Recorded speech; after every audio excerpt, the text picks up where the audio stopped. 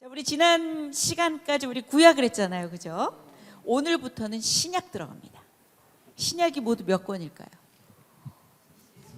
3, 9, 27, 27권입니다. 오늘 배우게 될 복음서 4권. 그 다음에 신약의 단 한 권의 역사서 뭐가 있죠? 그 다음에 나오는 게 뭐예요? 마태, 마가, 누가, 요한, 사도행전이 바로 역사서. 그 다음에 바울이 쓴 서신서가 13개가 있습니다. 그거는 다음 시간에 자세하게 알아볼 거고, 일반 서신, 공동서신이라고도 하는데 8권이 있습니다. 마지막에 한 권은 뭐가 될까요? 예언서, 국시문학의 요한계시록. 그래서 3, 9, 27권 되는 신약을 오늘 들어갑니다. 간격이 크지 않아요? 그죠? 별로 안 크신 것 같은데 우리 오늘 수업하고 다음 주, 그 다음 주 수업하면 모두 끝납니다. 네, 모두 끝납니다. 그래서 자, 그때에 대해서 아주 크게 박수 치면서 우리가 정말 더 감격적인 그런 시간들을 가졌으면 좋겠고요. 자, 오늘 신약입니다. 자, 신약을 한번 보세요. 자, 뉴 카버넌트라고 해가지고 새로운 약속이에요. 그러면 구약은 뭘까요? 오랜 약속인 겁니다. 그죠? 신약은 새로운 신의 약속하다의 약속. 그래서 새 언약, 새로운 약속이라고 해요. 그래서 우리가 저기 나오는 말씀은 예레미야 31장에 나오는 말씀인데 우리가 지난번에 배웠어요. 새 언약에 대한 이야기를 하면서 배웠죠, 그죠? 네. 바로 여기서 새 언약이라는 말이 나와요. 한번 우리가 저 말씀을 한번 읽어볼까요? 자, 시작. 여호와의 말씀이니라. 보라, 날이 이르니니 내가 이스라엘 집과 유다 집에 새 언약을 맺으리라. 이 언약은 내가 그들의 조상들의 손을 잡고 애굽 땅에서 인도하여 내던 날에 맺은 것과 같지 아니할 것은 내가 그들의 남편이 되었어도 그들이 내 언약을 깨뜨렸음이라. 여호와의 말씀이니라. 그러나 그날 후에 내가 이스라엘 집과 맺을 언약은 이러하니 곧 내가 나의 법을 그들의 속에 두며 그들의 마음에 기록하여 나는 그들의 하나님이 되고 그들은 내 백성이 될 것이라. 여호와의 말씀이니라. 왜 신약이 필요할까요? 왜 신약이 필요하다고 나왔어요? 그들이 내 언약을 깨뜨렸다고 해요. 그래서 새 언약을 맺으시겠다고 말씀하세요. 옛 언약은 돌판에 새겨졌어요. 그죠? 새로운 언약은 어디에 새겨진대요? 우리의 마음속 신비에 새겨진다는 거예요. 옛 언약은 인간의 노력으로 행했을 때 성공적으로 행하면 복이 임하고 아니면 저주가 임하는데 반해서 새 언약은 성령께서 내 안에 계셔서 나로 하여금 자원해서 그것을 지키게 하시고 소망하게 하시고 우리를 이끌어 가시는 거예요. 다시 말하면 예수 그리스도로 완성되는 언약. 그죠? 예수 그리스도의 피.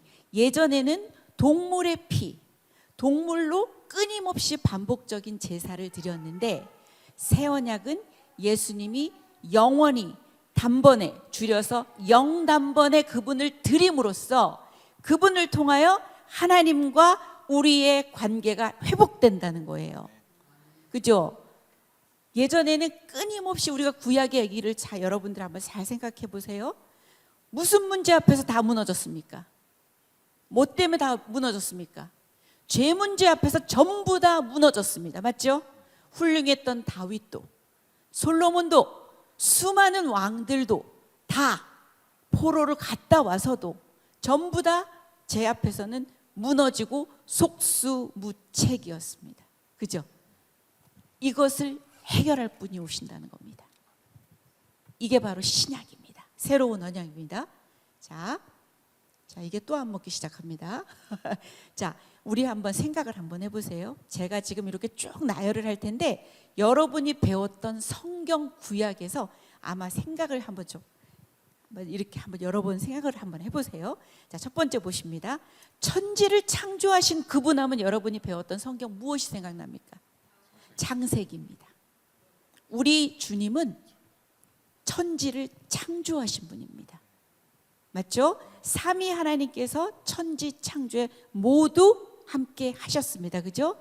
요한복음에서도 보면 그분은 하나님이라고 말씀하셨고 그분으로 말미암아 모든 것이 나왔다고 얘기가 나오고 골로새서 1장 말씀에서도 그분으로 말미암아 이 모든 세상이 창조되었다고 얘기가 나와요. 그래서 천지를 창조하신 그분. 아멘. 두 번째 넘어갑니다. 두 번째 보면 여자의 후손으로 태어나셔서 뱀의 머리를 밟으실 그분. 무엇이 생각납니까?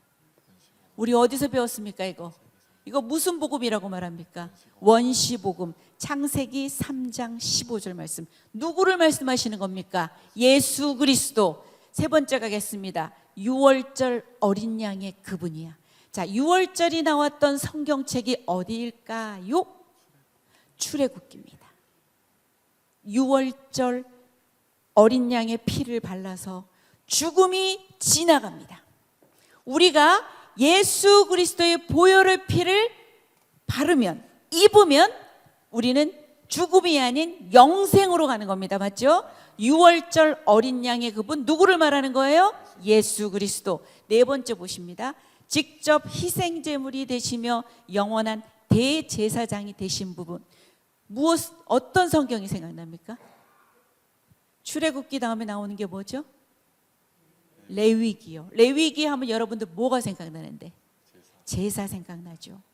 결국은 직접 희생제물이 되시며, 예전에는 동물로 반복적인 제사를 끊임없이 드려서 유효기간이 있는 죄사함이었다면 이제는 직접 희생제물이 되셔서 영원한 대제사장이 되셔서 제사함을 완전하게 보장하시는 그분, 누구를 말씀하시는 겁니까? 예수 그리스도입니다. 그래서 제가 초기에 얘기했죠.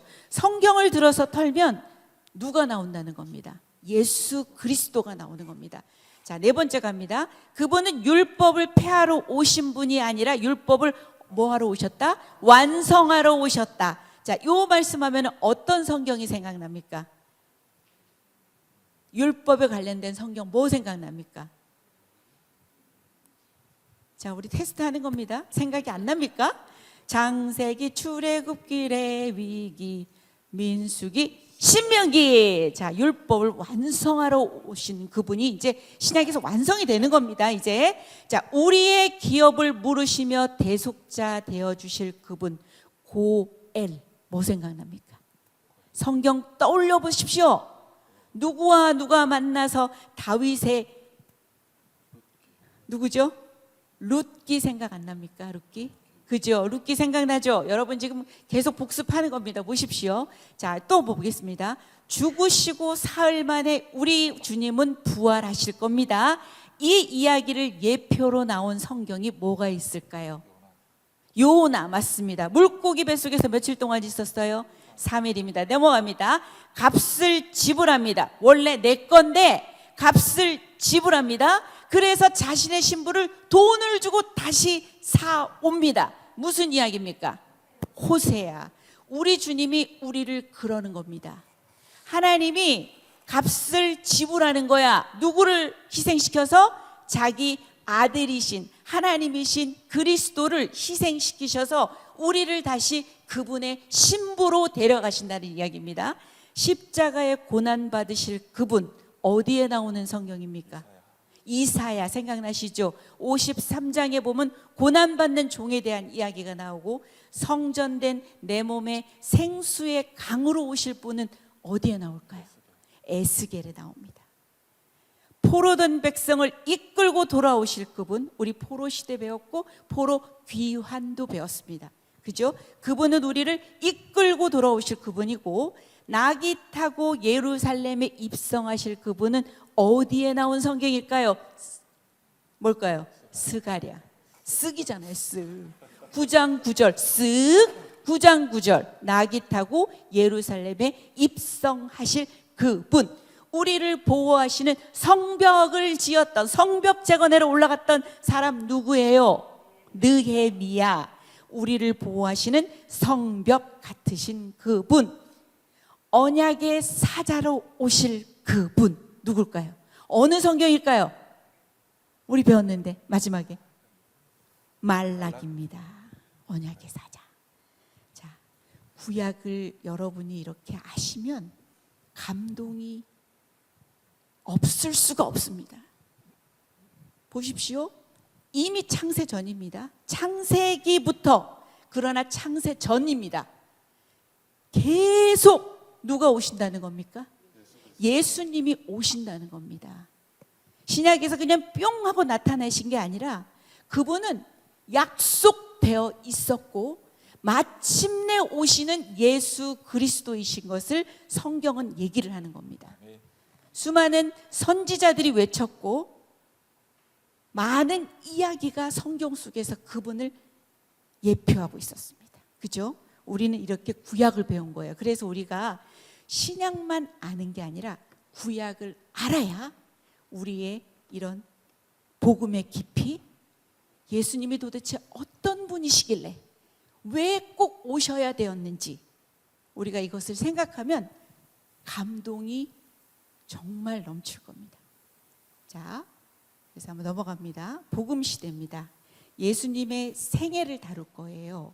우리 책에서는 BC 5년 또는 다른 책에서 4년도 보는데요. 왜냐하면 헤롯 왕이 죽는 그 시기를 봤을 때 예수님의 탄생 시기가 저때쯤 됩니다. 우리 통큰에서는 저렇게 기록을 합니다. 그래서 AD 30년까지 거의 뭐 33세라 그러면 33년을 보기도 하는데 3년 정도 줄어들어서 한 30년으로 이렇게 우리 책에서 기록된 대로 그대로 제가 썼습니다. 자, 예수님의 사생애를 한번 봅니다. 사생애. 예수님이 탄생을 합니다. 누가복음 2장의 이야기가 나와요.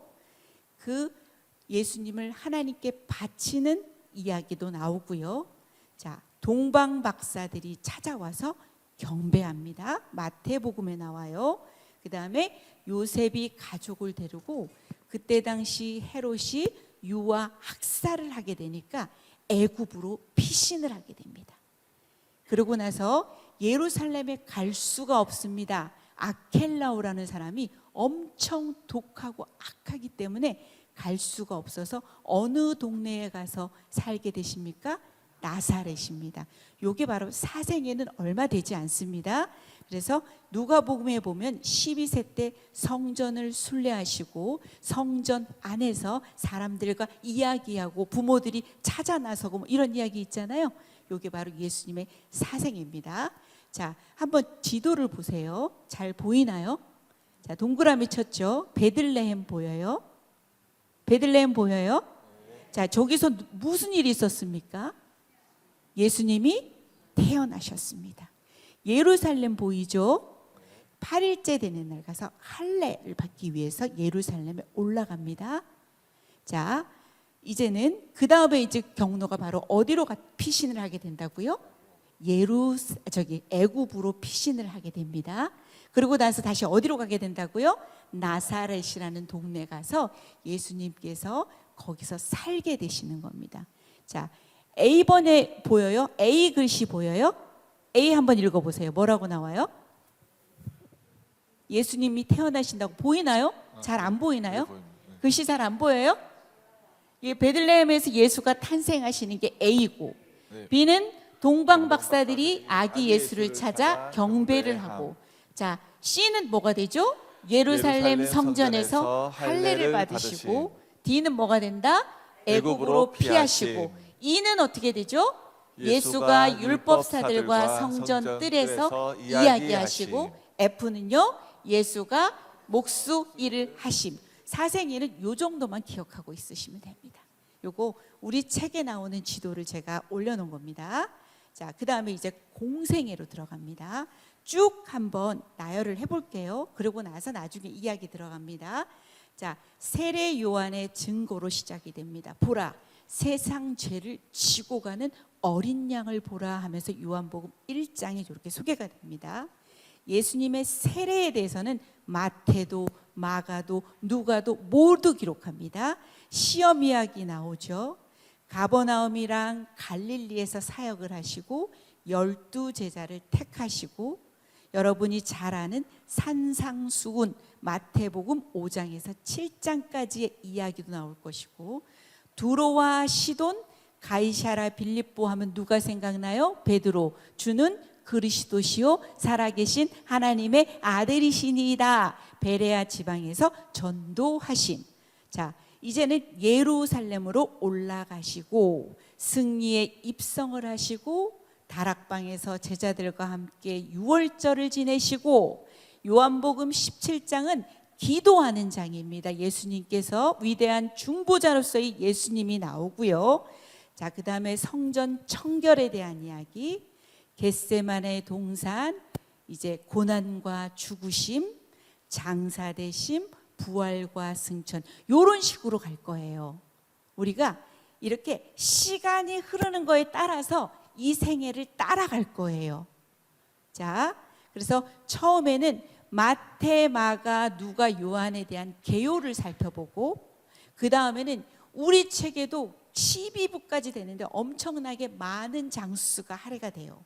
한데 그 중에서 제가 어느 정도 뽑아서 이야기를 전개를 할 거예요. 그래서 여러분들이 끝나면 나중에 통독책을 한번 보시는 것도 많이 도움이 될 것 같습니다. 자, 이제 우리가 복음서로 개요로 한번 들어갈게요. 자, 복음서의 제일 첫 번째 책이 뭡니까?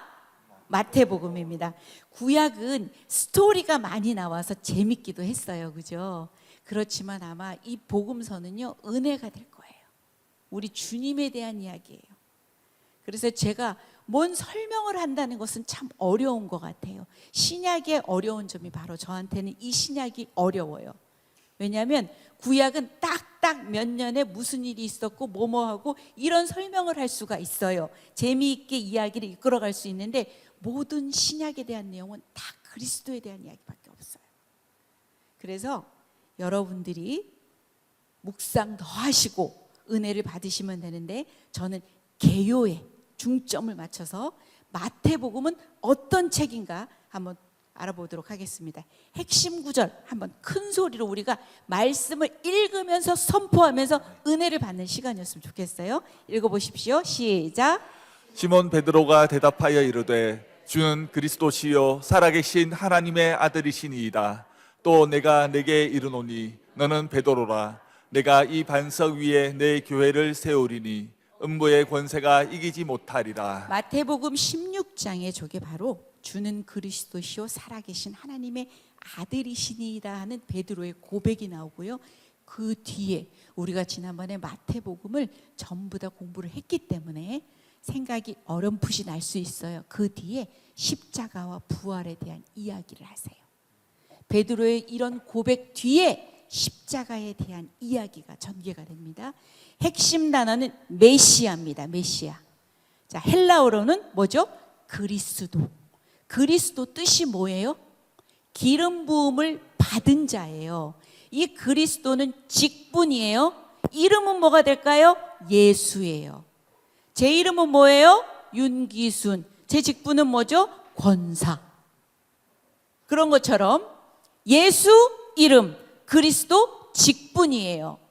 메시아라는 거예요. 이 마태복음에서는 왕, 이 하나님 나라의 왕으로 오시는 메시아에 대한 이야기가 전개가 될 거예요. 마태복음은 약속의 메시아를 더욱 현실적이고 체험적으로 보여주는 거예요. 자, 한번 보세요. 자, 개요에서 여러분이 생각할 건 제일 끝에 있는 왕 생각하면 돼요. 뭐라고요? 왕이에요. 마태복음 하면 왕 기억하는 겁니다. 뭐라고요? 왕이에요. 메시아.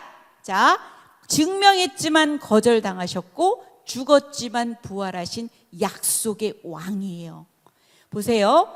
자, 4장까지는 저렇게 족보, 유대 사람들이요. 이 독자가 누구냐면 믿지 않는 유대인들이야. 유대인들이 특히 뭘 좋아할 것 같아요? 족보 좋아해요. 족보. 역사적 사실. 족보 나오죠? 탄생에 대한 이야기, 세례, 서원. 제가 다 읽지는 않을 거예요. 크게 앞부분에 4장부터 18장까지가 갈릴리의 사역에 대한 이야기예요. 그 다음에 뒤에 유대 지방에 대한 사역인데, 마태의 직업이 뭐였어요? 세리 마태죠. 이 사람 그러면 엄청나게 뛰어난 사람이에요. 아주 똑똑한 사람이라고요. 멍청한 사람을 세금 징수시키지는 않을 거 아니에요, 그죠? 그래서 여기 보면 10가지 가르침이다, 10가지 기적이다, 반응이나 나오는데, 세리 직업에 맞게끔 아주 설교 덩어리들을 구조화시켜서 잘 구분해 놓고 해놨어요. 자, 넘어가서 볼 거예요. 이렇게 갈릴리와 유대 지방 사역으로, 유대 지방에 들어가서는 예루살렘에 입성을 하고 십자가 사건과 부활로 이렇게 끝나게 되는 거예요. 나중에 이런 것들은 여러분들이 성경을 계속 접하면서 보셔야 그래도 뭔가가 눈에 들어올 거예요. 지금은 보면 이게 뭔지 저게 뭔지 그런 생각이 들 수 있거든요. 자, 저자는 누구라고요? 마태입니다. 직업은 뭐라고요? 세리예요. 그 당시 남자 세리는 죄인 취급받던 사람들이에요. 로마의 지배하에 있어서 세리가 로마 사람들, 그 로마 정부의 대리인으로서 유대 사람들에게 세금을 뜯어서 때로는 자기가 착복하기도 하고 로마에 갔다가 넣어야 되는 거예요. 그죠? 사람들에게 어떻을까요? 좋았을까요? 사람들이 좋아했을까요? 좋아하지 않았어요. 세리 마태라고 본인이 겸손하게 자기의 직업까지도 얘기하면서 나와요. 자, 독자는 누가 됐는다고요? 믿지 않는 유대인이 되는 거예요. 족보는 있습니다. 왜? 마태복음은 아까 뭐를 기억하라 그랬죠? 왕이에요. 왕은 족보가 있다 없다? 있다. 그래서 1장 1절에 어떻게 시작하느냐면 아브라함과 다윗의 자손 예수 그리스도의 계보라, 이렇게 시작을 합니다. 구약 족보의 최종 끝은 누가 될까요? 예수님입니다. 예수님 뒤에 더 나오면 될까요? 안 될까요? 안 돼요. 이단이에요. 그런 사람들이 바로 이단인 거예요. 자, 구약의 족보는 종결됩니다. 마태복음의 족보는 요셉의 계열을 보여주는데, 여러분들이 마태복음 오늘 가서 1장을 보게 되면 낳고 완전 산부인과 복음이에요. 자, 그런데요, 이 족보가 중요한 거는 이 사람들이 유대인에게 족보가 상당히 중요해요. 왜냐하면 아브라함과 우리가 지금까지 배웠던 아브라함과 다윗의 자손 예수 그리스도의 계보이기 때문이에요. 그리고 게마트리아 용법이라고 저 글씨가 보일 거예요. 다윗이라는 그 이름에는요, 숫자 14가 나타나게 돼요. 그래서 의도적으로 14대로 구분을 합니다. 첫 번째는 아브라함부터 시작하는 족장들, 두 번째는 다윗 왕으로부터 시작하는 왕, 세 번째는 포로 가서 시작되는 평민 지도자. 14대, 14대, 14대를 의도적으로 맞춥니다. 우리가 유대왕 20명 다 외웠죠? 여러분이 오늘 가서 마태복음 1장을 보면 우리가 외웠던 왕들이 빠져 있는 것을 볼 수 있을 거예요. 의도적으로 맞춘 거예요. 다윗 왕이 그들에게는 엄청나게 중요해요. 맞죠? 자, 요거는 뭐냐면 언약의 성취와도 여러분이 이렇게 연관을 지어야 돼요. 왜냐하면 다윗 언약에 대해서 우리가 사무엘 하에서 배웠죠. 내 집에 내 왕자가, 내 왕위가 영원하리라고 했잖아요. 통해서 예수 그리스도가 오시는 겁니다. 메시아가 오시는 겁니다. 그래서 예수님의 모습은 뭐로 표기가 된다? 왕이에요. 왕. 왕을 기억해야 돼요. 왕은 족보가 있다? 있다. 그래서 족보 쫙 나오죠. 세심하게 들어가면 우리가 목사님께 설교를 들어서 알지만 그 중에는 이방 여인들도 있어요. 알죠? 맞죠? 그런 사람에게도 우리 예수님께서는 구원자가 되시는 겁니다. 그죠? 많은 이야기들이 있지만 우리는 개요를 하기 때문에 넘어갑니다. 자, 특징이 나와요. 구약을 아주 많이 인용합니다. 유대인들이 독자이기 때문에 구약을 인용합니다. 거의 60회 이상 정도의 구약 인용이 나와요. 그래서 여러분들이 성경을 읽다 보면 기록된 바, 기록되었을 때 선지자의 말씀을 이루려 하시려고 이러면서 베들레헴에서 예수님께서 탄생하시죠. 여러분 퀴즈입니다. 베들레헴에서 예수님께서 탄생하신다고 나왔던 구약의 성경은 어디일까요? 자, 모르시나요? 뭐가 있을까요? 이사야와 세트. 미가 5장에 보면 예수님께서 베들레헴에서 나신다는 얘기가 나와요. 그 다음에 임마누엘에 대한 예언은 어디서 나올까요? 어디 나올까요? 미가와 세트. 이사야에 나와요. 여러분들이 마태복음 읽다 보면 구약을 엄청나게 많이 인용을 합니다. 왜? 그분이 바로 이분이시라는 거야. 유대인들은 적어도 성경에 대해서는 잘 아니까 인용을 많이 하는 겁니다. 그것을 모두 성취하신 분이다. 두 번째, 여호와 하나님이라는 말은 잘 쓰지 않습니다. 왜냐? 망령되이 하나님의 이름을 일컬을 수가 없어. 그래서 하늘에 계신 아버지, 하나님 나라 아닌 천국, 그죠? 그 다음에 여러분 잘 아는 산상수훈, 천국의 비유, 교훈들이 아주 풍부합니다. 신약의 첫 번째 책이고, 왜냐? 구약과 신약을 이렇게 연결시키는 연착륙을 시키기 위한 책입니다. 자, 족보 쫙 소개되면서 나와서 연결이 되겠죠. 5개의 설교 덩어리가 있습니다. 우리가 지난번에도 요거는 말씀 속에서 배웠어요. 모세 오경을 연상시킬 수 있어요. 첫 번째 어떤 덩어리가 있다고요? 산상수훈이 5장에서 7장까지 있어요. 하나님 나라의 어떻게 보면 윤리예요. 윤리. 마치 우리가 출애굽에서 시내산에서 언약을 맺고 무엇을 받았어요? 우리 하나님 우리에게 무엇을 주셨어요? 율법을 주신 것처럼 거의 같아요. 제자들을 선택하시고 얘들아 하나님 나라의 윤리는 이렇단다 설명해 주시는 거예요. 그 다음에 제자 파송에 대한 이야기가 10장, 천국의 비유 거의 가운데 장인 13장, 제자와 교회 공동체에 대한 18장, 용서는 어느 만큼 해야 돼요? 많이 해야 된다고 나오죠. 자, 그런 얘기 들어가고요. 24장, 25장은 종말에 대한 이야기가 나와요. 이렇게 크게 설교 덩어리가 5개가 이렇게 있어요. 그 다음 대표 구절 한번 넘어갑니다. 1장 1절 크게 한번 읽어보세요. 시작. 아브라함과 다윗의 자손 예수 그리스도의 계보라. 그러니까 여러분들은 감동이 있을 수밖에 없다는 거예요. 우리가 아브라함을 배웠고 다윗을 배웠고 끝까지 오다 보니까 구약의 족보의 종교는 누가 되더라? 예수 그리스도라. 자, 마육33. 자, 저거 아시죠? 같이 한번 읽어봅시다. 시작. 그런즉 너희는 먼저 그의 나라와 그의 의를 구하라. 그리하면 이 모든 것을 너희에게 더하시리라. 자, 마육33입니다. 그 다음에 마태복음 11장 28절에서 30절까지 수고하고 우리 좋아하는 말씀이죠. 시작. 수고하고 무거운 짐진 자들아 다 내게로 오라. 내가 너희를 쉬게 하리라. 나는 마음이 온유하고 겸손하니 나의 멍에를 메고 내게 배우라. 그리하면 너희 마음이 쉼을 얻으리니 이는 내 멍에는 쉽고 내 짐은 가벼움이라 하시니라. 요한복음 1장에 말씀이 뭐라고 나와요? 말씀은 곧 하나님이라고 나와요. 여러분들이 이 말씀도 그저 그렇게 여러 번 보는 말씀이려니 생각하지 마시고 큰 소리로 선포하시면서 여러분의 말씀으로 받으세요. 그죠? 그게 우리가 말씀에 대한 태도가 아닙니까? 하나님이라면서요. 그죠? 태초에 말씀이 계시니라. 이 말씀이 하나님과 계셨고 말씀이 하나님이다. 그가 하나님과 계셨다. 말씀은 곧 하나님이라면서요. 그죠? 우리가 이 말씀을 매번 봤던 그런 식상한 말씀이 아니라 내 거로 받아들이는 겁니다. 그죠?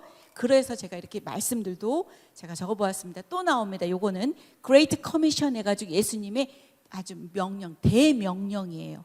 여러분이 너무나 잘 아는 이야기죠. 그죠? 마지막에 나오는 겁니다. 우리가 큰 소리로 한번 읽어보도록 하겠습니다. 시작.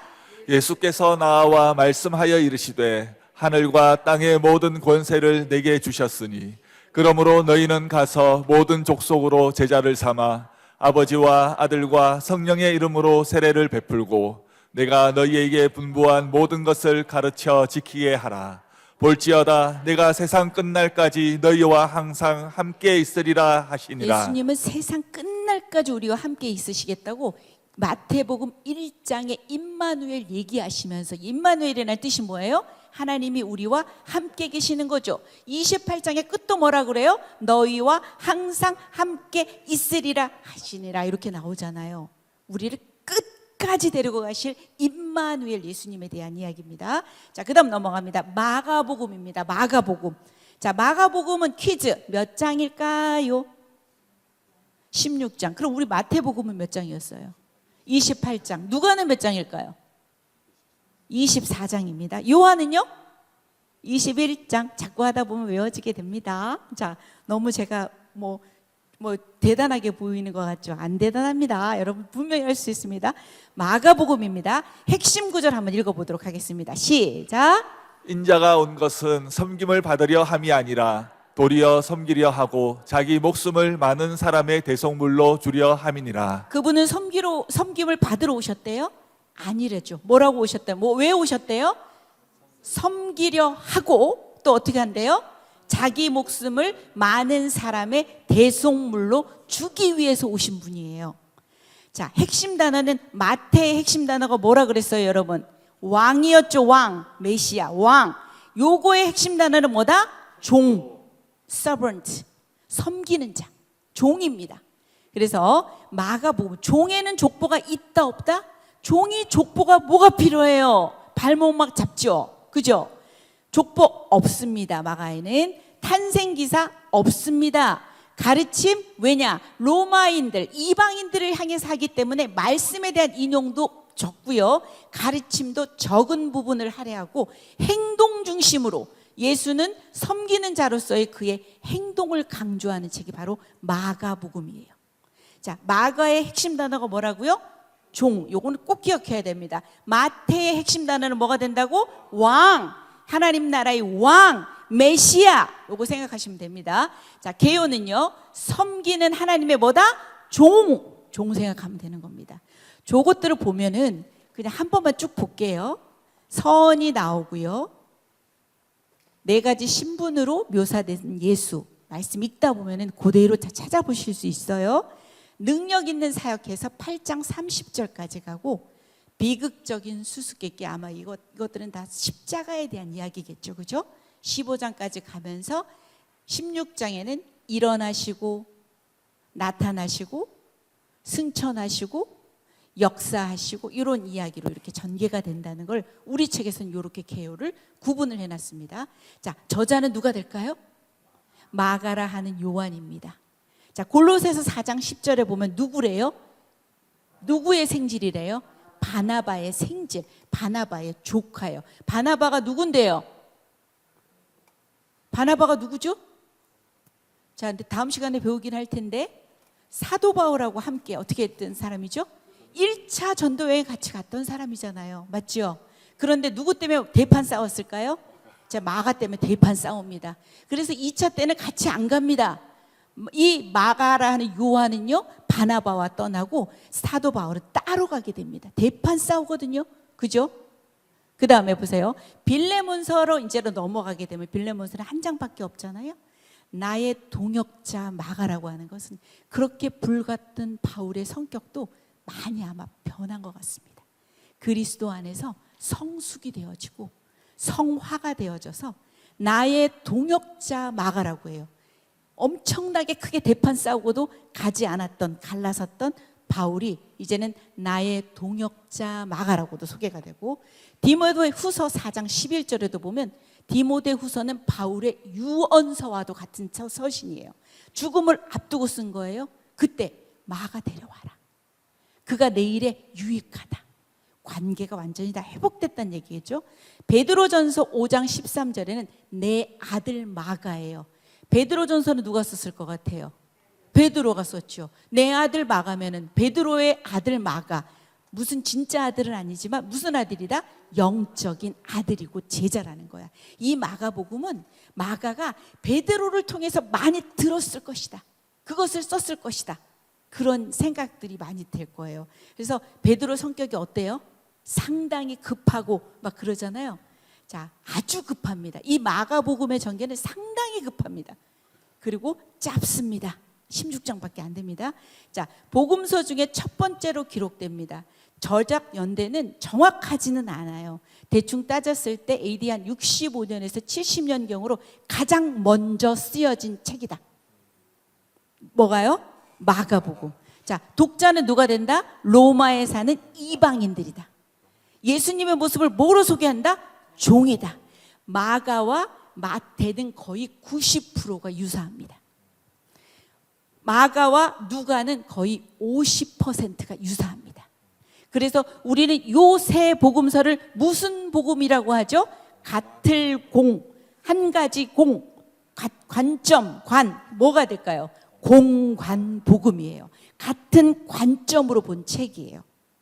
이렇게 쓰여지고 요한복음은 성격이 아주 다릅니다. 자, 예수님의 모습을 마가에서는 어떻게 소개를 한다고요? 종. 마태는 어떻게 소개한다고요? 왕. 자, 넘어갑니다. 특징은 가장 짧은 복음서 16장밖에 안 됩니다. 여러분 성경을 읽다 보면 곧이라는 단어가 엄청 나올 겁니다. 거의 40회 정도 나올 거예요. 아주 속도감 있고 긴급하게 전개가 됩니다. 곧 그물을 버려두고 따르니라. 곧 나병이 그 사람에게서 떠나가고 깨끗하여진지라. 이러면서 곧이라는 단어가 아주 속도감 있고 긴급하게 사건이 전개가 됩니다. 그래서 이 책은 뭔 말씀을 인용을 하고 뭐 이런 것이 아니라 행적 중심으로, 이방인들에게 뭔 얘기를 해도 모를 거 아닙니까? 행적 중심으로, 기적과 행동 중심으로 서술한 책이 바로 무슨 복음이다? 마가복음이다. 자, 대표 구절 1장 1절 시작. 하나님의 아들 예수 그리스도의 복음의 시작이라. 엄청난 말씀이에요. 그죠? 엄청난 말씀입니다. 하나님의 아들 예수 그리스도의 복음의 시작이다. 우리가 오늘 이 복음서를 끝나고 나면 이 복음은 바로 예수님이에요. 맞죠? 모든 사람에게 굿뉴스. A에게는 좋고 B에게는 나쁜 소식이라면 그게 어떻게 굿뉴스가 됩니까? 모두에게 좋은 소식, 굿뉴스, 복음. 자, 그 다음요 1장 15절 시작. 이르시되 때가 찼고 하나님의 나라가 가까이 왔으니 회개하고 복음을 믿으라 하시더라. 이 말씀도 나중에 더 깊이 들어가 보겠습니다. 자, 마지막 거 시작. 인자가 온 것은 섬김을 받으려 함이 아니라 도리어 섬기려 하고 자기 목숨을 많은 사람의 대속물로 주려 함이니라. 조금 전에 핵심 구절에서 봤습니다. 이제는 누가로 들어가겠습니다. 누가복음입니다. 자, 누가는 누가 썼을까요?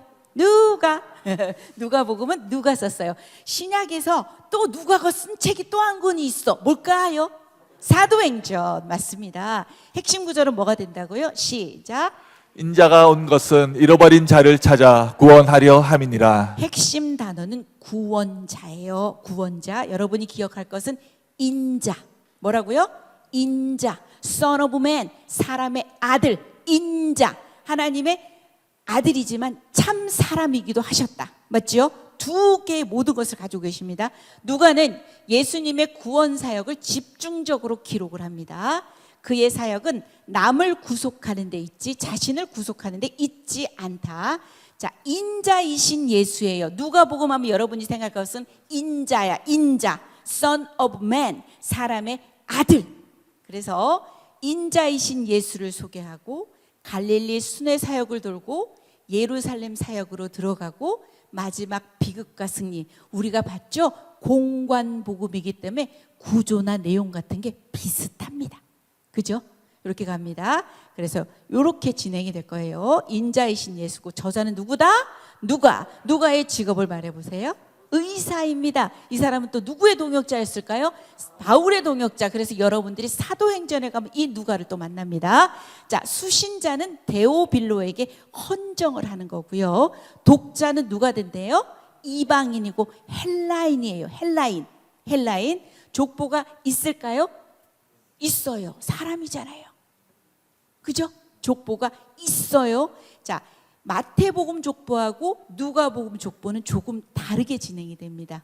마태는 어떻게 시작했어요? 아브라함과 다윗의 자손 예수 그리스도의 계보라. 아브라함부터 시작해서 그리스도까지 갔잖아요.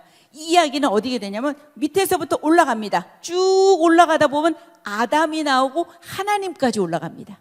이렇게 족보가 진행이 됩니다. 아담은 인류 전체의 조상이죠. 우리 예수님을 또 어떻게 표현을 해요? 둘째 아담이라고 혹시 들어봤어요? 이 첫 번째 아담은 타락해서 죄를 들어오게 해서 사망을 어떻게 했다면, 이 두 번째 아담은 인류 전체를 구원하실 구원자예요. 그죠? 하나님의 아들이시면서 인류의 구원자입니다. 예수님의 모습을 그렇게 어떻게 소개를 했다고요? 인자로 소개를 합니다. 자, 특징 보세요. 자, 문학적이고 정교한 헬라어를 사용합니다. 의사 누가, 그 다음에 이방인, 여성, 사회적 약자에서 복음의 보편성이 특징이 있어요. 그 다음에 역사적으로 정황들을 잘 묘사를 합니다. 이 누가복음은, 이 누가가 자세히 연구해서 살피고 인터뷰하고 막 이래가지고 이렇게 많은 자료, 신뢰성 있는 자료를 모은 거예요. 이 사람은 예수님의 제자일까요? 아니요. 마가는요, 예수님의 제자일까요? 아니요. 자, 사도는 몇 명만 있어요? 마태와 요한밖에 없어요. 자, 이 사람은 자세히 살펴서 연구하고 인터뷰하고 해서 신뢰성 있는 자료로 만들어낸 거예요. 그 다음에 유대왕 헤롯 때 하면서 역사적인 배경이 소개가 돼요. 그 다음에 또 밑에 있는 것은 가이사 아구스토는 누구를 말하냐면 로마 제1대 황제를 말해요. 옥타비아누스, 아우구스투스 1대 황제를 얘기하는 거예요. 역사와 함께 갑니다. 그 다음에 비유가 아주 풍부합니다. 선한 사마리아 이야기 아시죠? 자, 그 다음에 탕자의 비유도 아시죠? 자, 이렇게 비유도 풍부하고 성령의 역사를 강조합니다. 이게 어느 책과 연결이 될까요? 나중에 사도행전과 연결이 됩니다. 예수님의 인성을 강조합니다. 인성, 완전한 사람이라는 거야. 하나님의 아들이면 그냥 청년으로 딱 태어나도 되잖아. 예수님은 누구로 태어났어요? 아기로 태어납니다. 그래서 여러분이 읽다 보면 지혜가 자라고 키도 자라고 사람하고 똑같이 가는 겁니다. 그분은 배도 고프셨고, 그분은 눈물도 흘리셨고, 그분은 슬퍼하시기도 하시고 애통해 하시기도 하시고, 전부 사람과 똑같이 그렇게 인자에 대한 이야기를 여러분들이 기억하고 계시면 됩니다. 자, 요한복음으로 넘어갑니다. 빠르게 전개가 진행이 되죠. 그럼에도 불구하고 졸릴까요? 아니죠? 안 졸으실 거죠? 졸지 마세요. 저는 이 시간이 엄청 저한테는 좋은 시간이에요. 잠자는 시간이거든요. 저는 완전 제 모든 에너지를 다 쓰는 거예요. 여러분들도 힘을 내세요. 자, 요한복음입니다. 요한복음으로 넘어갑니다. 자, 핵심 구절 크게 한번 읽어봅시다. 시작. 하나님이 세상을 이처럼 사랑하사 독생자를 주셨으니 이는 그를 믿는 자마다 멸망하지 않고 영생을 얻게 하려 하심이라. 이 말씀 다 외우고 계시죠? 이 말씀은 외우고 계셔야 돼요. 자, 여기서 핵심 단어는 주예요. 로드인데요. 요한복음은 처음부터 끝까지 예수님이 하나님이시다, 요 얘기하고 계신 거예요. 자, 그래서 개요는 노란 글씨로 뭐라고 표현이 됐죠? 성육신, 하나님이 인간이 되는 사건이에요. 성육신이요. 그래서 유대인을 위한 공사역에서 12장까지 어떤 기록에서는 이렇게 나타냅니다. 표적의 책이라고도 하고요. 저희 13장부터 끝까지는 영광의 책이다, 십자가에 대한 이야기, 이렇게까지도 소개를 하기도 해요. 우리 책은 이렇게 구분을 해놨어요. 자, 저자는 누가 될까요? 사도 요한입니다. 예수님의 사랑하시는 제자라고 여러분들이 성경을 읽다 보면 그런 표현이 나와요. 이 사람은요, 장수했어요. 오래 살았어요. 예수님의 어머니 누구를 모셨을 것 같아요? 마리아. 예수님께서 십자가에서 자신의 어머니를 부탁하잖아요. 장수했기 때문에 책임이 있었어요. 마태, 마가, 누가에 대한 모든 말씀들을 알고 있었을 거예요. 아마 그것이 아닌 새로운 것들을, 아마 다른 것들을 보충하는데 아마 열심을 쏟았을 거예요. 그래서 이 공관복음과 요한복음은 차이가 나요. 내용이 많이 달라요. 그죠? 자, 기록 시기는 거의 이렇게 80에서 95년에서 가장 늦게 기록이 되었어요. 그리고 독자들이 열방, 온 세계입니다. 기록의 목적이 20장 31절에 나와요. 큰 소리로 한번 읽어보십시오. 시작. 오직 이것을 기록함은 너희로 예수께서 하나님의 아들 그리스도이심을 믿게 하려 함이요 또 너희로 믿고 그 이름을 힘입어 생명을 얻게 하려 함이니라. 자, 하나님에게는 족보가 있을까 없을까? 없다. 그래서 족보 없어요. 자, 이 예수님의 모습은 뭘로 나타낸다? 하나님, 복습. 자, 마태복음은 뭐로 나타낸다? 왕. 마가는 뭐다? 종. 누가는 누구다? 인자. 자, 요한은 누구다? 하나님입니다. 이렇게 기억하고 계세요. 자, 예수께서 유대 지방에서 행하신 사역을 많이 기록합니다. 제가 공간 복음에 대한 이야기는 했기 때문에 넘어갑니다. 갈릴리 사역 중심인데 요한복음은 유대 지방에서 행한 사역을 많이 기록했다고 해요. 신성을 강조합니다. 1장 1절부터 태초에 말씀이 계시니라. 이 말씀이 하나님과 함께 계셨으니 이 말씀이 곧 하나님이라 라고 소개가 됩니다. 자, 신성을 강조하는 겁니다. 7개의 나는 누구다. 나는 생명의 떡이다. 나는 세상의 빛이다. 나는 선한 목자다. 나는 양의 문이다. 이러면서 나는 뭐뭐이다라는 표현이 나올 거고요. 7개의 표적 중심의 전개가 되고요. 표적과 말씀을 통해서 믿음을 이끌어냅니다. 믿음이라는 단어가 엄청 또 많이 나올 거예요. 믿음을 이끌어낼 거예요. 철학적이고 영적이고 깊이 있는 대화 중심이에요. 니고데모를 봐도 그렇고, 그죠? 왜냐하면 그래서 이게 어떻게 표현을 하냐면 아이가 아주 물에서 막 이렇게 얕은 물에서 첨벙첨벙거리고 놀 정도로 안전하지만 코끼리, 그 커다란 코끼리가 아주 쿡 익사할 정도로 깊다고 얘기해요. 요한복음의 특징이래요. 자, 이래서 이제 예수님의 생애로 들어가면 우리가 쭉 전개가 될 거예요. 이제 중간중간에 찬양도 있으니까 좀 한번 가볼게요. 자, 예수님의 생애입니다. 첫 번째 1번 세례 요한의 탄생입니다. 자, 선지자 엘리야 나오는 거 보니까 저 말씀은 어떤 말씀일 것 같아요? 어디 말씀일 것 같아요? 우리 말라기에서 배웠어요. 안 배운 것처럼 그렇게 시침이 뚝 떼고 계시면 안 돼요. 지난주에 우리 배웠어요. 선지자 엘리야를 너희에게 보내겠다. 아버지의 마음을 자녀에게로 돌이키게 하겠다. 요 말씀의 성취가 누가복음 1장 17절입니다. 엘리야의 심령과 능력으로 주 앞에 먼저 와서 아버지의 마음을 자식에게, 누구에 대한 이야기입니까?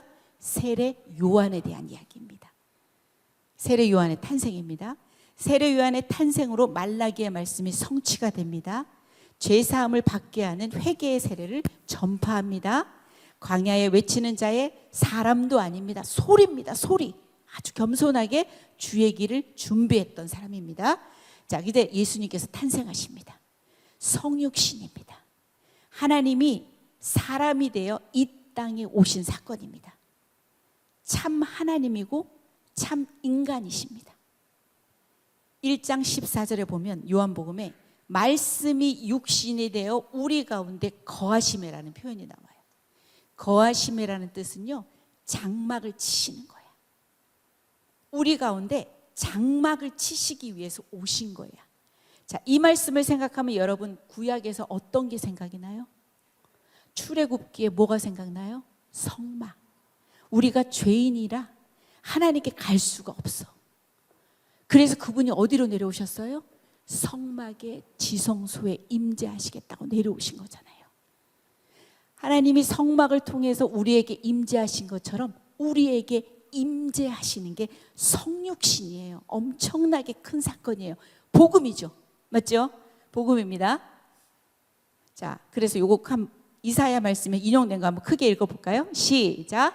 보라, 처녀가 잉태하여 아들을 낳을 것이요 그의 이름을 임마누엘이라 하리라 하였나니 이를 번역한즉 하나님이 우리와 함께 계시다 함이라. 네, 맞죠. 임마누엘이 무슨 뜻이라고요? 하나님이 우리와 함께 계시다. 자, 마태복음 28장 20절의 끝에도 너희와 항상 함께 있으리라고 하셔. 그분은 우리와 항상 함께 하시는 임마누엘이십니다. 아멘. 성막이 하나님과 함께하는 길입니다. 맞죠? 구약에서 성막은 하나님과 죄인인 인간이 그냥 하나님께 갈 수 없기 때문에 그 당시 성막 안에는 성소와 지성소를 나누는 휘장이 있었어요. 그죠? 아무나 들어갈 수 있었다? 없어요. 누구만 들어갈 수 있었다? 대제사장. 그것도 1년에 한 번. 이제는 그 길이 완성되었다는 겁니다. 죽었던 하나님과의 관계가 이제는 회복되었다는 얘기입니다. 그분이 우리 가운데 임재하신다는 얘기는 엄청난 의미가 들어가는 거다. 보십시오. 우리가 이 찬양이잖아요. 보세요. 우리는 그분이 찾아오시지 않으면 우리가 갈 수가 없어요. 깊은 절망 가운데 우리는 주님께 닿을 수가 없어요. 맞죠? 한번 불러볼까요? 깊은 절망에 수렁 가운데 주님께 닿을 수 없던 우리 어두운 밤 중에 하늘을 향해 주의 이름 나 부를 때 어둠을 뚫고 오신 주 사랑 나의 절망 거두셨네.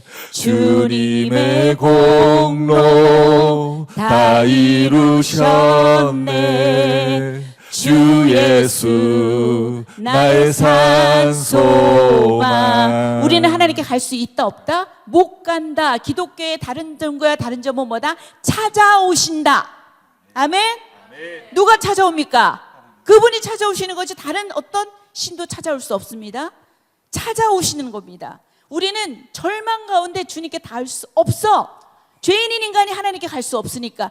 그러기 때문에 그분이 하나님이 사람이 되어 성육신 하시면서 우리에게 오신 겁니다. 맞죠? 이 찬양 정말 저는 너무 좋아합니다. 네. 자, 21절 한번 크게 읽어볼까요? 시작. 아들을 낳으리니 이름을 예수라 하라. 이는 그가 자기 백성을 그들의 죄에서 구원할 자이심이라 하니라. 1번 뭐래요? 성육신 하신 목적이 뭐래요? 죄인을 구원하기 위함이에요. 우리가 죄인이 아니잖아요. 예수님과 우리는 상관없습니다. 맞죠? 로마서 1장에 2장에 3장에 가면서도 유대인도 죄인이고 이방인도 죄인이고 모든 사람이 죄인이기에 예수님이 필요한 거잖아요. 예수의 이름을 보십시오. 자기 백성을 그들의 죄에서 구원할 자입니다. 우리가 죄인이 아니면 그분과 우리는 상관이 없어요. 나는 전적으로 타락하고 전적으로 무능한 죄인입니다. 그래서 주님이 필요합니다. 이래야 우리가 주님과 관계가 있는 거지. 나는 너무 잘났어. 난 주님이 필요 없어. 왜 주님이 필요합니까?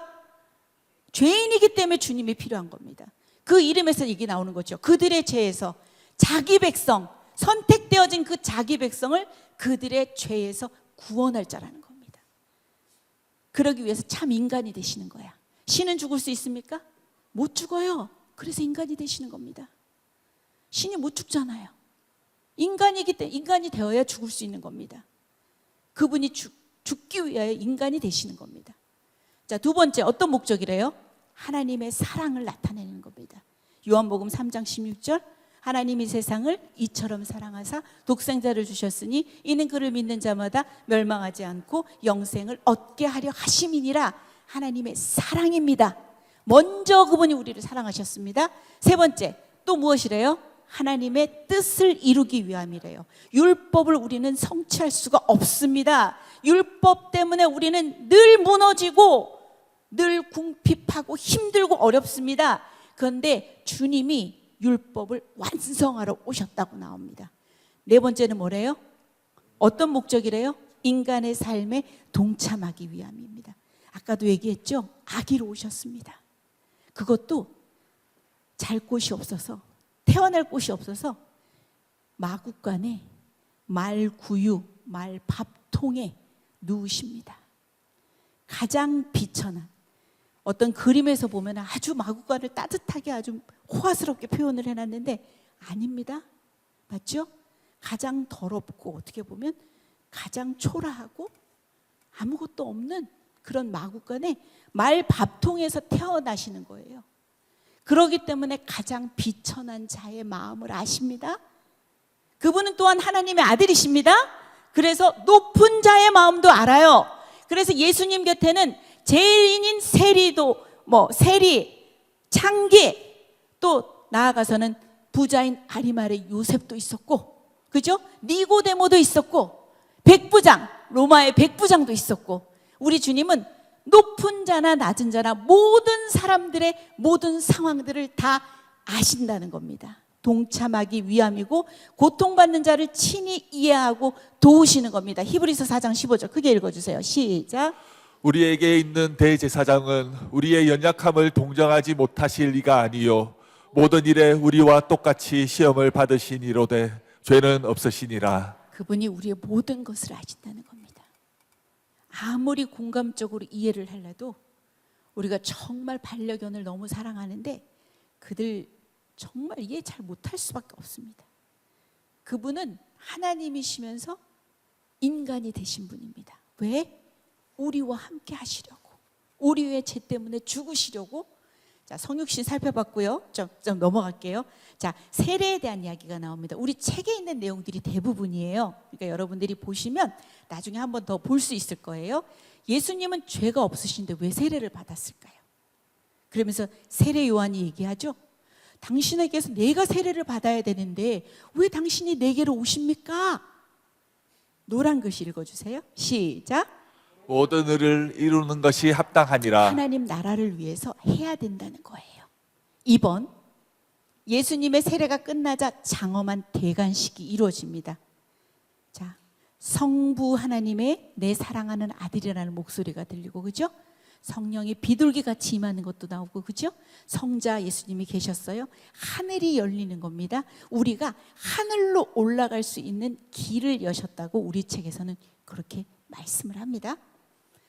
하나님 나라 사역이 시작되는 시점입니다. 성령 하나님이 비둘기처럼 성자 예수님에게 임하고 성부 하나님은 내 사랑하는 아들이라고 선포하시고 삼위 하나님이 모두 나타나신 창조 사역 일에 처음 있는 가장 장엄한 순간, 대관식이라고 보면 되는 것 같아요. 하나님 나라의 왕으로서 그분이 대관식을 하는 거예요. 하나님 나라가 임하는 순간이죠. 그렇지만 마지막에 보세요. 예수님이 진짜 받게 될 그 진짜 세례는 뭐가 될까요? 십자가의 세례입니다. 자, 시험으로 넘어가겠습니다. 자, 에덴에 세워진 하나님의 나라가 사탄의 유혹에 의해서 무너진 걸 우리는 창세기에서 봤어요. 맞죠? 2번, 여인의 후손을 통해 뱀의 머리를 밟겠다는 원시복음도 창세기 3장 15절에서 봤어요.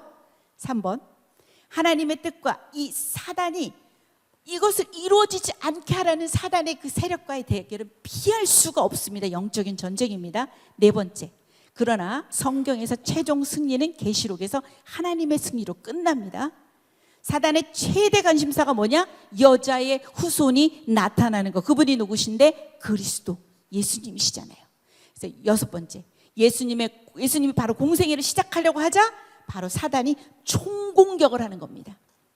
자, 그래서 무엇으로 이겼습니까?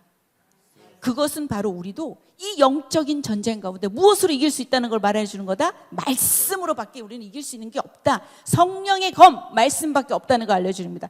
돌이 떡이 되게 하라. 예수님께서 엄청나게 줄이셨습니다. 배고프셨을까요? 예, 하나님의 아들이라 배가 안 고팠을까요? 아니요, 참 인간이셨습니다. 배고팠어요. 그죠? 왜 시험이 될까요? 우리에게 야, 돌이 떡이 되게 해봐. 그럼 못하니까 시험거리가 안 돼요. 그러나 그분은 하나님의 아들이야. 할 수 있을까요? 있죠. 있는데도 못하니까 시험이죠. 맞죠? 사람이 떡으로만 살 것이 아니요, 뭐라고 나오죠? 하나님의 입으로부터 나오는 말씀으로 산다. 2번째, 성전에서 뛰어내려라 했더니 신명기 말씀 뭐라고 한다? 주 너의 하나님을 시험하지 말라. 3번째, 사탄에게 경배하라 했더니 신명기 말씀에 뭐라고 나와요? 주 너의 하나님께 경배하고 다만 그를 섬기라. 말씀으로 사단을 물리치십니다. 예수님은 광야 시험에서 첫 번째 아담의 실패, 그 다음에 이스라엘의 실패, 회복하는 결정타를 사단에게 팍 하고 날리신 겁니다. 우리에게 무기는 뭐밖에 없다? 말씀. 에베소서에도 나오잖아요. 그죠? 자, 가나 혼인잔치로 들어가겠습니다. 첫 번째 기적입니다. 요한복음 2장에 대한 이야기입니다. 이 기적의 본질은 뭐가 된다? 변화예요. 물리적인 변화가 아니라 본질적인 변화예요. 물이 아예 포도주가 다른 성분으로 바뀌는 겁니다. 신앙생활의 질적인 변화입니다. 우리가 이 말씀에 보면은 율법 그 정결 예식에 쓰이는 6 돌 항아리도 나올 거예요. 자, 3번에 보면 이 율법주의적인 가치관에서 하나님 나라의 가치관과 질서로 바뀌어야 한다는 메시지를 담고 있는 기적입니다. 우리 책에 있는 거 그대로 옮겼습니다. 그냥 여러분 한번 쭉 보세요. 잔치는 어떤 의미가 여러분 떠오릅니까? 풍성하고, 그죠? 먹을 것이 아주 많고, 동네 옛날에 우리 가난했을 때 보면은 잔치집이 하나 있으면 온 동네 사람들이 전부 다 모이고 거지들도 다 오죠? 자, 잔치의 분위기는 바로 하나님 나라의 모습이고 에덴의 모습을 얘기하는데 5번 한번 보십시오. 예수님이 이 잔치에 오셨다는 것은 어떤 의미가 있을까? 여러분이 생각해 보시는 겁니다. 이 잔치에 포도주가 모자란다는 것은 무엇을 말할까? 노란 글씨 보세요. 우리는 주인인 하나님을 떠나서 결핍과 모자람의 삶을 살 수밖에 없다는 겁니다. 그 자리에 인생의 주인 되신 예수께서 오시니 이 결핍이 풍요로, 예수님은 모든 모자람의 문제를 해결해 주시는 분이시다. 그리고 기적이 나타나는데 하나님의 능력과 그 하인들의 인간의 순종으로 인해서 기적이 나타난다고 우리 책에서는 이렇게 기록을 합니다. 자, 사마리아 여인으로 넘어갑니다. 쭉 넘어갑니다. 요한복음 4장에 나와요. 가장 중요한 먼저 찾아오시는 예수님. 예수님은 유대 사람이라 사마리아인하고 상종하지 않습니다. 그러나 뭐라고 나와요? 사마리아를 통과하여야 하겠는지라 그러면서 본인이 직접 찾아가시고 먼저 말을 거십니다. 그죠? 그건 바로 하나님의 마음이야. 우리가 갈 수 없기에 그분이 먼저 찾아오셔서 그분의 마음을 얘기하는 겁니다. 다음에 갈망을 일으키시는 거야. 이 물을 마시는 자마다 다시 목마르겠지만 내가 주는 물을 마시잖아. 그러면 너가 영원히 목마르지 아니하고 영생하도록 솟아나는 샘물이 될 거야. 이런 얘기가 하니까 주여 나에게도 그런 물을 좀 주십시오. 여기 물도 기르지 않게 해주십시오. 6시라 거기서 6시라고 나오는 얘기는 우리 시간으로 따지면 낮 12시예요. 얼마나 뜨겁고 사람들이 물 기르러 오겠어요? 그러니까 그 사람들이 없는 그 시간대를 피해서 거기서도 나오죠. 남편이 몇 명 있대요. 5명이 있는데 지금 살고 있는 사람도 남편이 아니라면서요. 얼마나 그 상황이 어렵고 자기를 나타내고 싶지 않았겠어요. 그죠? 자, 회개의 과정에 들어갑니다. 그 문제를 주님 앞에 내려놓는 거예요. 네 남편 불러와. 남편 없습니다.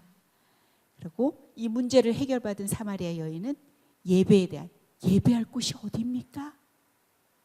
예배는 우리가 무언가를 얻어내기 위해서 드리는 것이 아니라 사마리아 여인처럼 문제를 해결해 주신 하나님께 감격과 감사를 올려 드리는 것이다. 끝으로는 이 여자는 거기서 끝나지 않습니다. 어디로 갑니까? 세상으로 나갑니다. 물동이를 버리고 마을로 향해서 갑니다. 아마 사마리아 그 동네에 큰 부흥이 있었을 것입니다. 기독교는 안식의 종교죠. 하지만 안주를 추구하는 종교가 아닙니다. 신앙생활은 교회가 중심이 되어야 하는 것은 맞지만 모이는 것의 목적은 흩어지기 위함입니다. 맞죠? 이 얘기하고 있어요. 자, 예수님의 하나님 나라 선포로 넘어갑니다. 예수님의 첫 메시지가 바로 하나님 나라 복음입니다. 크게 마가복음 1장 15절 읽어볼까요? 시작. 이르시되 때가 찼고 하나님 나라가 가까이 왔으니 회개하고 복음을 믿으라. 때가 찼다는 얘기는 카이로스의 시간, 구원의 때가 왔다는 겁니다. 하나님의 나라는 뭐냐? 하나님이 통치하시는, 통치로 이루어지는 영역을 하나님 나라라고 하죠. 가까이 왔다는 얘기는 하나님 나라를 여러분이 꼭 얘기하실 때 지난번에도 배웠죠? already와 not yet입니다.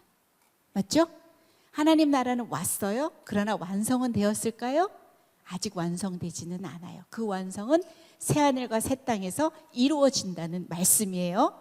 자, 회개, 하나님 나라의 백성이 되는 자격이에요. 그리스도의 피로 씻어서 회개한 자만이 들어가는 나라가 어떤 나라예요? 하나님 나라잖아요. 마지막에 복음을 믿으라. 전쟁 용어가 보이네요. D-Day가 나오고 V-Day가 나와요. D-Day는 예수님이 이 땅에 오신 초림의 날이에요. V-Day는 언제가 될까요? 재림하시는 날.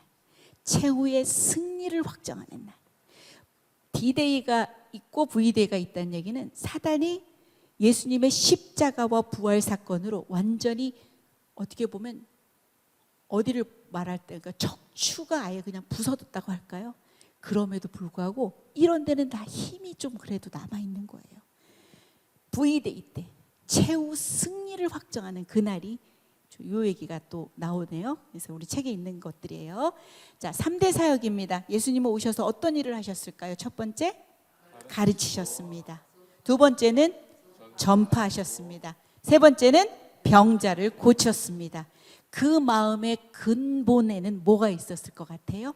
불쌍히 여기시는 마음이 있었어요. 자, 스플랑크 니조마이라고 해서 그 마음은요, 창자가 끊어질 듯한 자비를 뜻하는 말이래요. 그 마음이 예수님의 마음의 안에는 있었다는 거예요. 그 가르치고 전파하고 병자를 고치는 그 마음의 근원은 바로 창자가 끊어질 듯한 자비, 불쌍히 여기시는 마음이 있었다는 겁니다. 자, 요거는 나중에도 나오는데 우리가 한번 크게 한번 얘기해 볼까요? 첫 번째 1번 한번 얘기해 보세요. 시작. 예수님은 시작. 예수님은 생명의 떡이다. 2번 예수님은 세상의 빛이다. 3번 예수님은 양의 문이다. 4번 예수님은 선한 목자다. 5번 예수님은 부활이요 생명이다. 6번 예수님은 길이요 진리요 생명이다. 7번 예수님은 참 포도나무다. 그래서 I am, 나는 뭐뭐이다 라는 7가지 선언이 나와요. 이제 산상수훈을 볼 거예요. 아까도 얘기했지만 하나님 나라 백성의 윤리를 얘기하는 거예요. 자, 1번에 보세요. 그 주기도문이 아주 핵심인데 거기 우리 주기도문 나오잖아요. 산상수훈에. 그 핵심에서도 나라가 임하시는 게 바로 이 성경의 근원적인 주제예요. 구약으로 따지면 십계명과 같은 영적 의미를 가져요. 제자들에게 하나님 나라의 윤리 가치관을 말해주시는 거예요. 그래서 예수님의 새 가치관이라고, 너희는 뭐뭐라고 들었으나 나는 너희에게 이르노니 하면서 하나님이신 그분이 직접 말씀하시는 겁니다. 팔복에 대한 이야기가 나오죠. 복에 대한 확실한 가르침을 주십니다. 복의 근원은 물질적이고 가시적인 것이 아니라 하나님 바로 그분이시다라고 알려주는 거예요. 찬양 있죠? 한번 찬양해 볼까요? 성경에 나오는 말씀이니까 찬양으로 한번 해볼게요. 시작. 심령이 가난한 자는 천국이 저희 것이요, 애통하는 자는 복이 있네, 위로를 받을 것이요, 온유한 자 복이 있나니 땅을 기업으로 받겠네, 의에 줄이고 목마른 자는 저 입에 부를 것이요,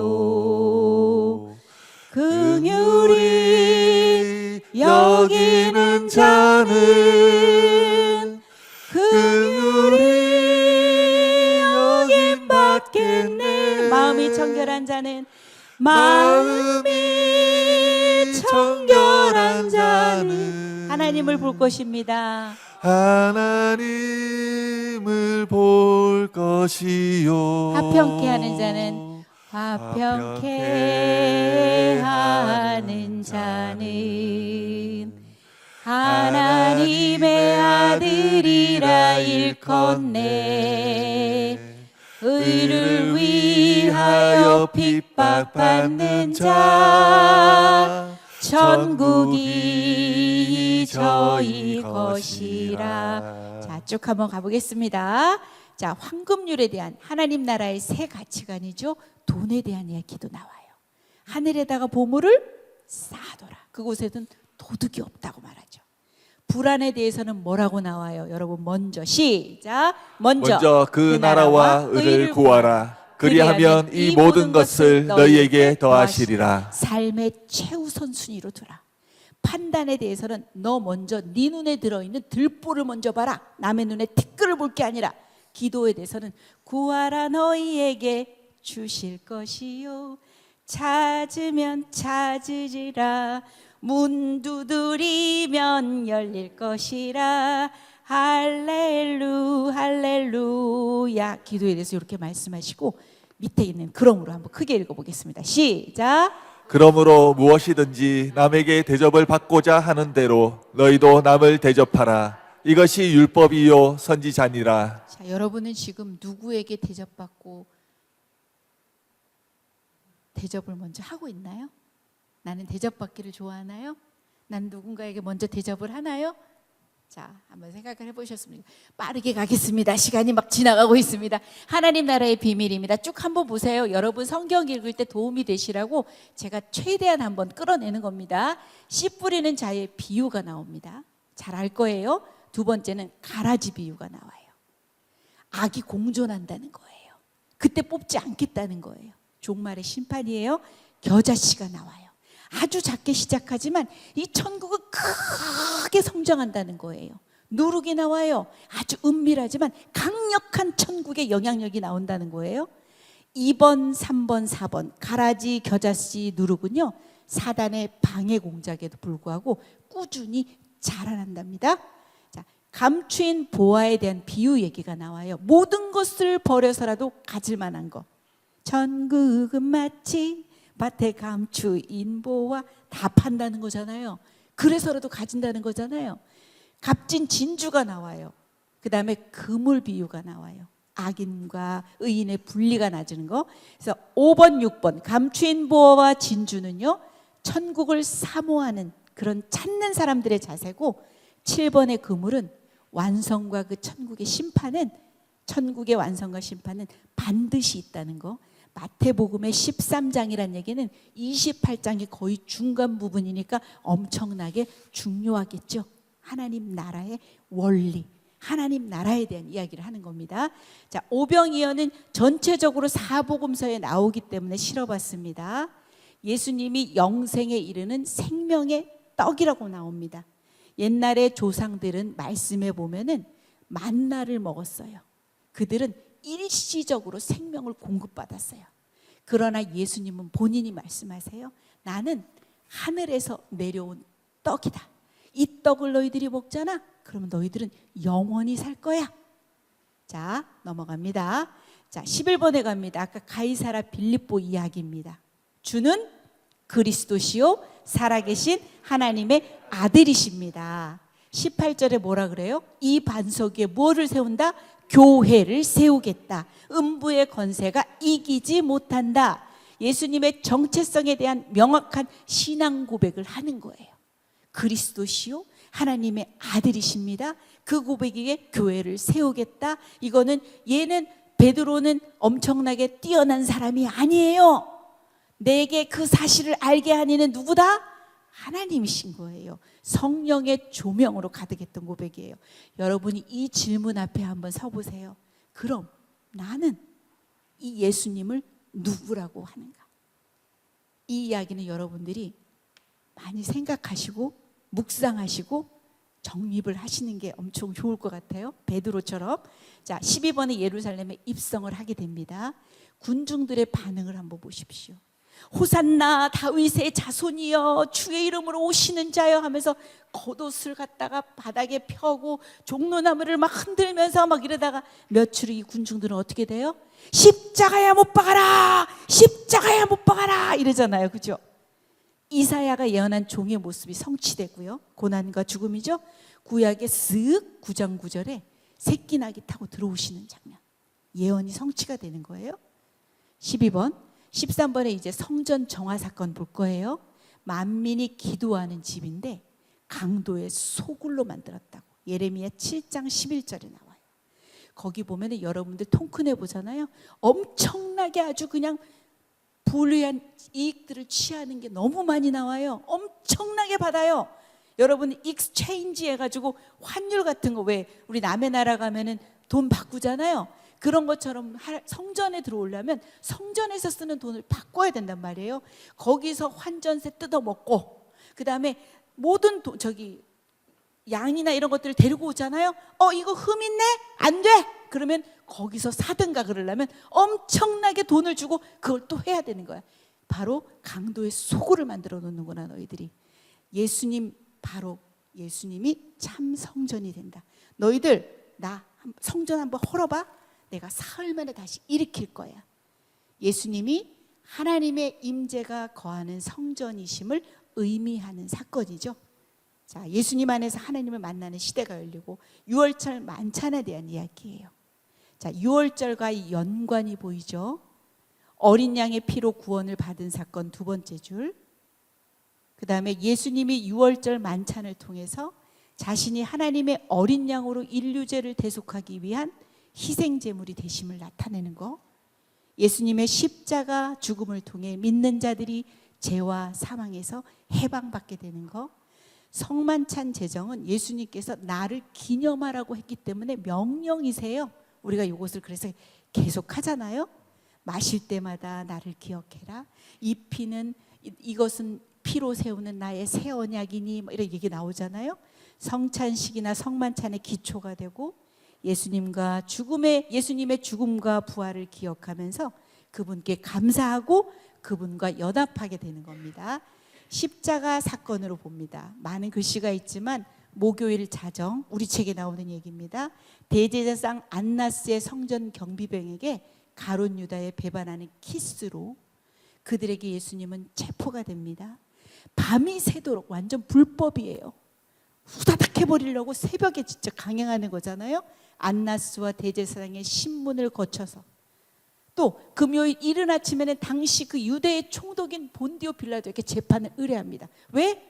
죽일 수 없으니까. 십자가 사건으로 예수님께서 가셔야 되잖아요. 이 빌라도에 가는 겁니다. 그리고 당시 절차법을 무시했고 편의대로 진행했다고 얘기가 나오죠.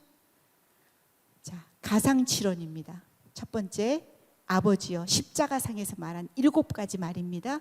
저들을 용서하여 주세요. 두 번째, 오늘 네가 나와 함께 낙원에 있으리라.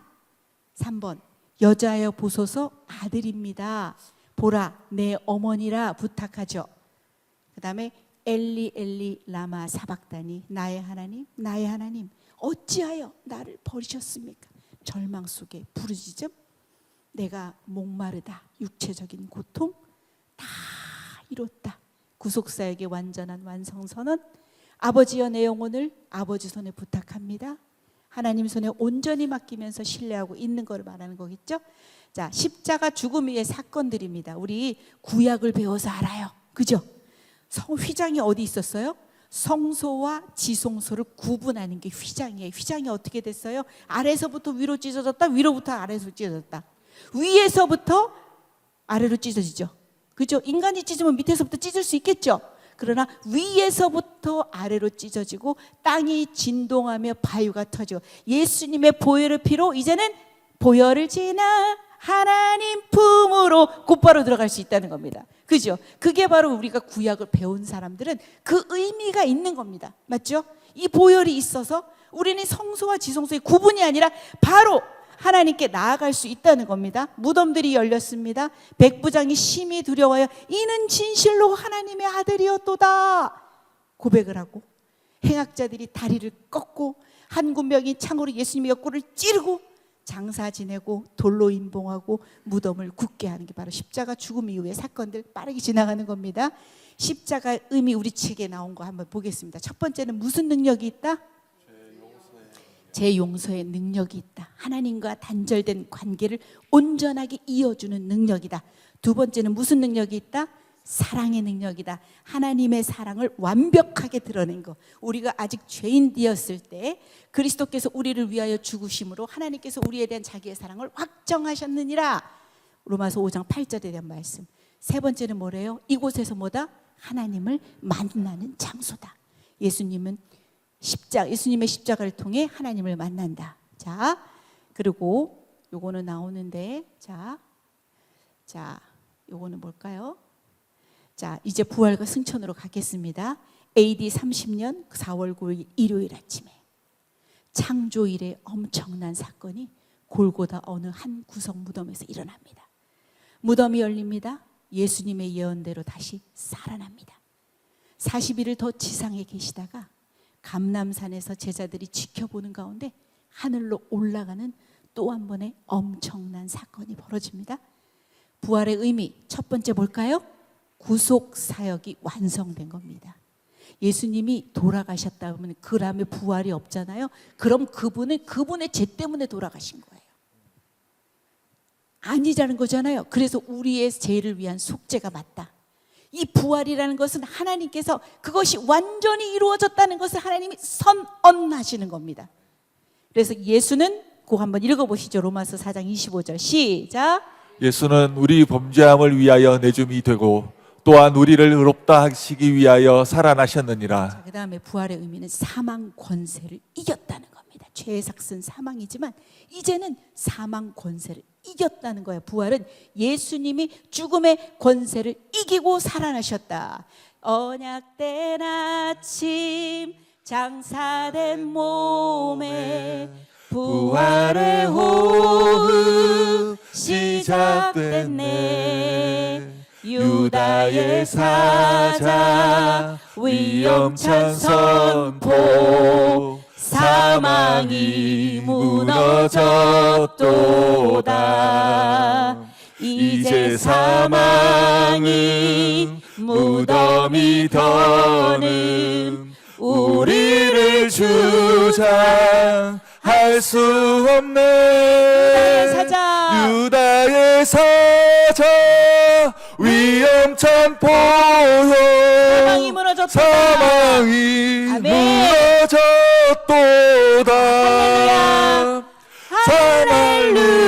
할렐루야 주를 찬양하여라.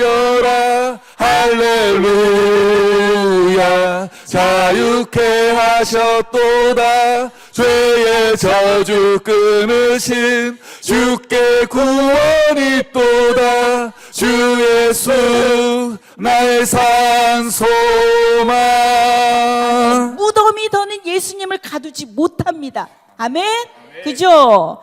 보세요. 그 장사된 몸의 부활의 호흡이 시작되고 사망이 무너졌다. 사망이 무너졌다. 이제 무덤이, 이제 사망이 너희들을 다시는 더 이상 주장할 수가 없다라고 선포하는 겁니다. 아멘. 주님만이 우리의 산소망 되십니다. 아멘. 자, 새 생명이 시작됐다는 겁니다. 부활은. 네 번째, 우리의 부활에 우리도 주님처럼 저렇게 나중에 부활할 것이라는 확실한 증거입니다. 그분이 말씀하십니다. 나는 부활이요 생명이니 나를 믿는 자는 죽어도 살겠다. 예수님의 대명령입니다. 다 왔습니다. 마지막 명령 우리가 28장 마태복음에서 봤죠? 복음 전파와 제자 삼는 사명입니다. 18, 19, 20 우리가 다시 한번 크게 한번 읽으면서 나가겠습니다. 시작. 예수께서 나와 말씀하여 이르시되 하늘과 땅의 모든 권세를 내게 주셨으니 그러므로 너희는 가서 모든 민족을 제자로 삼아 아버지와 아들과 성령의 이름으로 세례를 베풀고 내가 너희에게 분부한 모든 것을 가르쳐 지키게 하라. 볼지어다 내가 세상 끝날까지 너희와 항상 함께 있으리라 하시니라. 우리가 바로 예수님의 대책이에요. 우리 통끝에 어떤 이야기가 나오냐면 예수님께서 이제 부활하시고 사역 이제 마무리하시고 승천하셔서 하늘에 올라갔더니 예수님의 그 수태고지를 했던 가브리엘 천사 맞아요? 맞나요? 그 천사가 하는 거. 예수님 좀 얘기를 좀 해달라고 했겠죠. 그 사람들 그 대책이 되겠습니까? 그 사람들 어부들이라면서요. 그 사람 세리고 창기라면서요. 무슨 대책이 되겠습니까? 그랬더니 예수님께서 나도 모르네 이러면서 얘기 나오는 거예요. 뭐냐면 우리도 똑같습니다. 우리가 세리와 창기와 우리가 죄인들과 뭐가 다릅니까? 그죠? 우리가 무슨 능력이 있습니까? 그러나 이 복음서를 끝나고 사도행전에서 뭐라고 나와요? 오직 성령이 너에게 임하시면 너희가 권능을 받고 예루살렘과 온 유다와 사마리아 땅 끝까지 이르러 내 증인이 되리라 하시니라. 아멘. 성령의 사역으로 이어지는 겁니다. 그렇게 부인했던 베드로도 성령 받고 죽음까지 불사르며 예수님을 전파합니다. 맞죠? 복음 전파에 들어간다. 모든 제자들 거의 한 명 빼놓고 전부 다 순교합니다. 목숨 아까워하지 않습니다.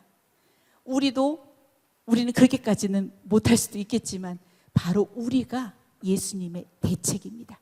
하나님 나라를 확장하고 이어갈 하나님의 대책이라는 겁니다. 우리는 예수님의 양을 먹이고 그들을 제자 삼는 임무를 감당해야 한다고 우리는 생각합니다. 맞죠?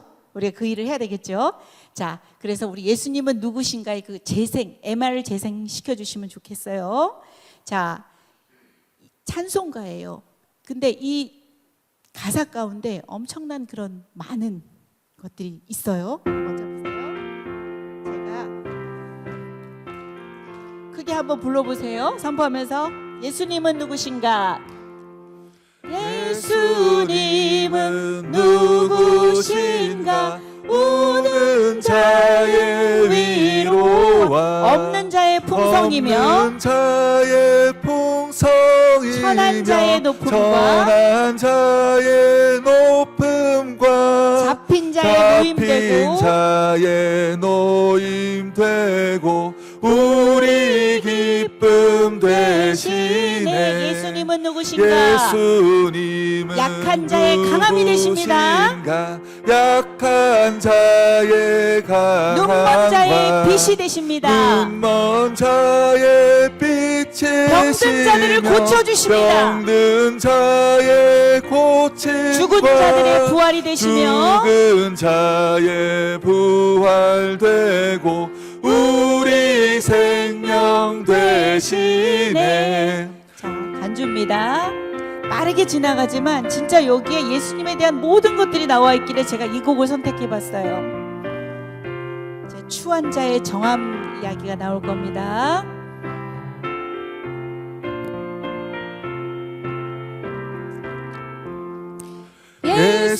예수님은 누구신가? 추한 자의 정함과 죽을 자의 생명이며 죽을 자의 생명이며 죄인들의 중보와 멸망자의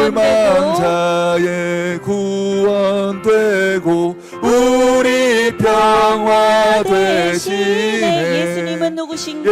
온 교회의 머리 되십니다. 누구신가? 온 교회의 머리와 온 세상의 구주 되십니다. 온 세상의 구주시며 모든 왕의 왕이요 심판하실 주님 되고 심판하실 주님 되고 우리 영광 되시네. 우리가 오늘 배웠던 복음서에 예수님이 성육신으로 우리에게 찾아오시고 그분의 삶을 살아내시고 십자가 사건과 부활과 승천과 이제는 재림까지 우리가 이 모든 것을 믿는 것이 복음입니다. 아멘. 예수님이 바로 복음입니다. 맞죠? 아멘. 자, 그런 분이십니다. 우리가 예수 외에는 답이 없다고 나옵니다. 요한복음 14장에도 그는 길이요 진리요 생명이라고 나왔습니다. 우리의 생명 되시고 길 되시고 왜 안 눌러질까요? 왜? 자, 그래요. 자, 거의 다 한 겁니다. 제가 아주 빠르게 진행한 거예요. 여러분이 시간이 이제는 12월 달이 끝나면 1월 달에는 여러분이 통큰을 가지고 개인적으로도 한번 읽어보세요. 제가 안 하면 여러분 한 번도 안 보죠? 성경 읽기 엄청 급하죠? 다 알고 있어요. 그러나 여러분들이 한번 읽어보시는 것도 상당히 도움이 됩니다. 저도 이 많은 내용을 추리는 게 쉽지는 않아요.